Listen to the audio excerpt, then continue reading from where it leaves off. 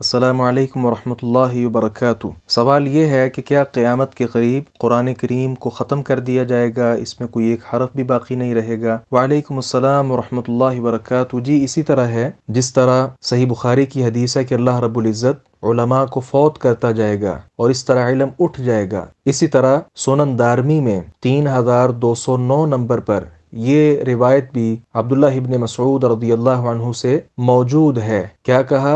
لا يسرين على القرآن ذات ليلة فلا يترك آية في مصحف ولا في قلب أحد إلا رفعت۔ قرآن کریم پر ایسی رات آئے گی کہ پھر کوئی ایک آیت بھی نہیں چھوڑی جائے گی، نہ مصحف میں اور نہ کسی حافظ قرآن کے دل میں، بلکہ اس آیت مبارکہ کو اٹھا لیا جائے گا۔ یہ سنن دارمی میں بعض دیگر مقامات پر بھی اسی طرح روایت موجود ہے، اور اسی طرح امام طبرانی رحمہ اللہ کی جو المعجم الکبیر ہے اس کے اندر بھی یہ بات موجود ہے۔ شیخ الاسلام ابن تیمیہ رحمہ اللہ نے اور دیگر کئی ائمہ کرام نے بھی ان روایات کو معتبر جانا ہے، لہذا یہ روایات صحیح ہیں۔ قیامت کے قریب ایک ایسا وقت بھی آئے گا کہ ہم قرآن کریم کو، اللہ رب العزت ہمیں توفیق دے کہ ہم قرآن کریم کو پڑھیں، اس وقت کے جو لوگ ہوں گے جن پر قیامت قائم ہوگی وہ قرآن کریم کو کھولیں گے اور اس میں سے اس کے حروف،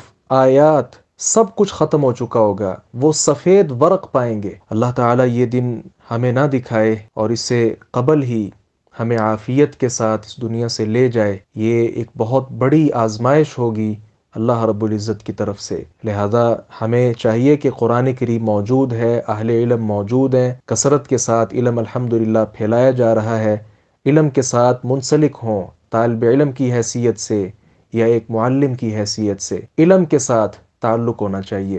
قرآن کریم کی آیات پڑھیں، اس کو یاد کریں، آگے پھیلائیں، صدقہ جاریہ بنے گا یہ سب کچھ انشاءاللہ۔ السلام علیکم ورحمۃ اللہ وبرکاتہ۔